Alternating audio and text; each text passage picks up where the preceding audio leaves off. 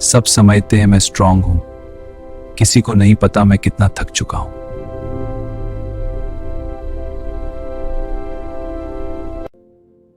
दिन भर सबका बोझ उठाया, रात को खुद को संभालना मुश्किल हो जाता है।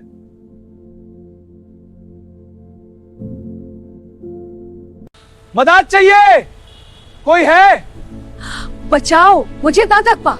जब सबको जरूरत हो मैं मिल जाता हूं, मगर जब मुझे हो कोई नहीं होता। मैं शोर नहीं मचाता, इसलिए शायद मेरा दर्द किसी को सुनाई नहीं देता।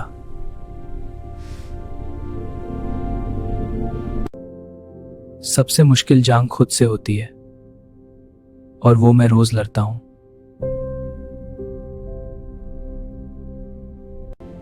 कभी कभी स्ट्रांग रहना भी एक सजा बन जाता है।